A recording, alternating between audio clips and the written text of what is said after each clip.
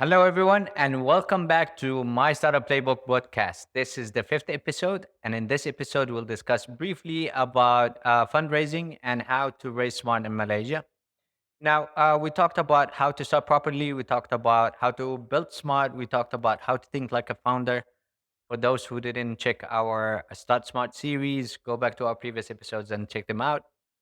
In this episode, we will discuss the main questions that every founder have. They build their startups, nice ideas, everything is great, but they think whether or not this is fundable, how to get funds, how to get invested, and we'll touch about that, and we'll talk about the steps that you need to do before you think about it or once you start actively looking for to raise money. But before that, we will start with my startup pulse. It's this week highlight for the startup ecosystem in Malaysia and the region. Okay, so before we jump into the fundraising, we will check this week pulse from Malaysia's ecosystem. So as usual, I'm gonna read this. We have few highlights. The first one is the Malaysian Investment Development Authority (MIDA) and MUFG Bank. They signed a major MOU to attract global investment into high value industries like semiconductors, pharmaceuticals, EVs, green tech, and aerospace. The second highlight for this week, the SciTech Deep Tech Accelerator, which is DeepX, it's back. And this time they're specifically empowering AI driven startups across biotech, health tech, agri-tech, semiconductors, and sustainable sectors. The last highlight for this week is Malaysia hosted My FinTech Week 2025, where Hong Kong's Cyberport brought fintech startups that signed MOUs with local and regional players. They're launching initiatives like a digital insurance platform targeting 100 million ASEAN users. Now, Malaysia's funding ecosystem is strengthening, and if you are planning or in the midst of raising fund, this is really good time. That's it for Startup Pulse for this week. Let's jump back to the fundraising. Okay, welcome back. Let's discuss fundraising. Now, the first part we're going to discuss about is knowing your options, your fundraising options. Now, a reality check: fundraising as a whole is not as glamorous or easy as it sounds. It's actually a bit complicated and tactical. So, let's break down what's actually available for founders in Malaysia. So, the first thing, you have the government and grant funding. You have companies like Cradle Fund, MDEC. They support companies for pre-seed and seed, mainly tech startups, but they do support other startups as well. Um, I would recommend you to visit the website mystartup.gov.my, which I will put the URL in the explanation of this episode or the description of this episode, so that you get a chance to check it out. It covers grants, pre-accelerator programs, tech commercialization pathways, and a lot of other information. Now, the second part is the private impact and VC investment. There's a lot of VC investments and capital companies. They specialize in impact investment, which is sectors like semiconductors, wellness solutions, and other similar sectors. They have a multi-million dollar funds for these kind of sectors. You also have the companies that offer peer-to-peer SME financing.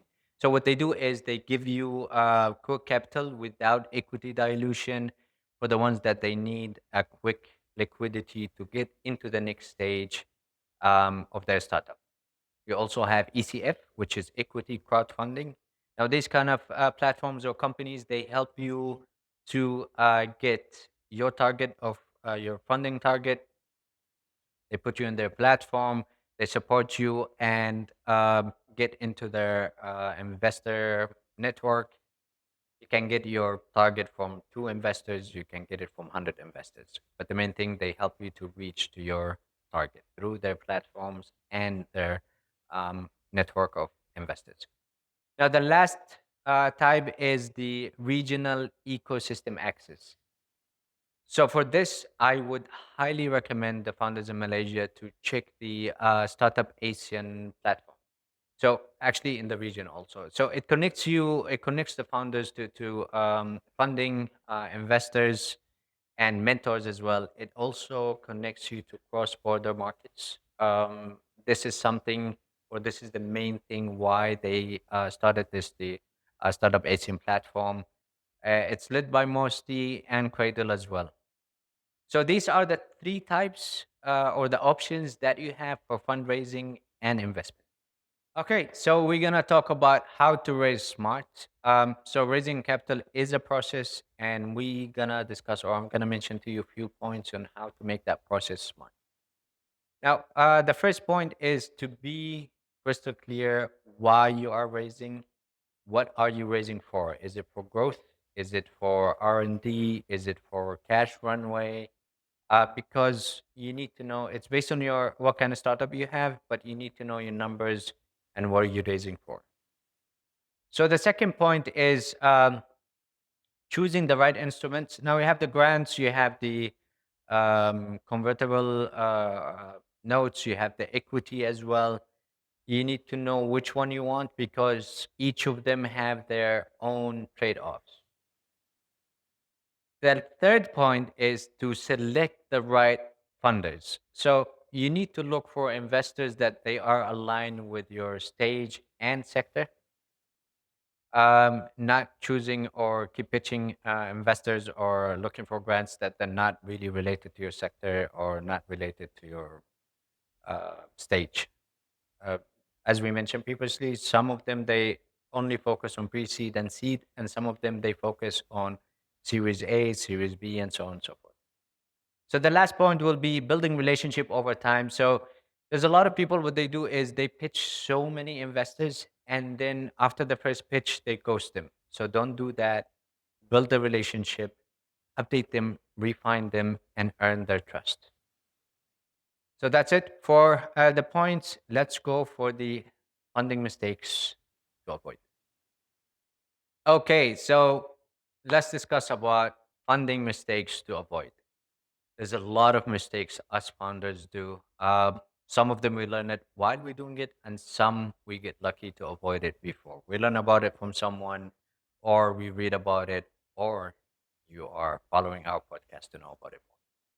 Now, I'll mention few common mistakes to avoid for the ones that are looking to raise fund or actively raising fund.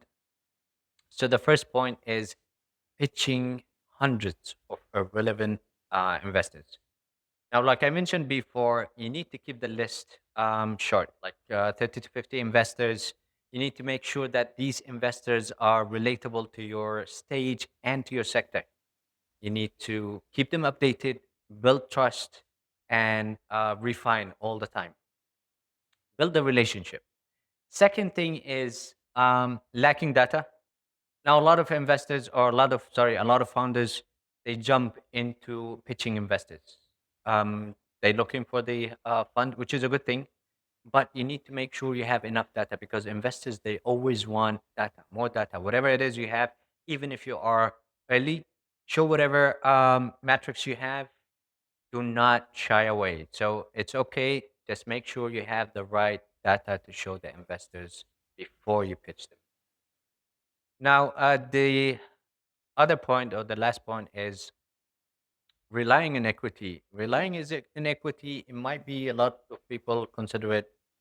They might be okay with it at the beginning, but you should consider grants because a lot of them actually consider grants at the beginning because it boosts them. It helps to boost the company at the start without losing any equity from the start. The other thing is you need to also make sure you have revenue to help you with your cash flow or with your runway. Now, the other thing you should really focus on is partnerships because partnerships will help you to make more money and therefore carry your company forward. And it also helps you to not dilute your equity. So try to not dilute your equity and not focus on the equity all the time. You need to keep that as a last resort. So a lot of them nowadays focusing on the grants because the grants will help you boost it without losing any equity. So if you are raising or planning to, you've got a smarter playbook to use now. So use local grants. Like I mentioned, you have Cradle Fund, you have MDEC and others. Tap alternative formats like peer lending, like ECF. Build the right stories for the investors. Uh, One thing you should really know that raising shouldn't make you fragile. It, if anything, it makes you more strategic. You've been listening to My Startup Playbook. I'm Gamal Ariani. Keep learning, keep building, and stay in the game.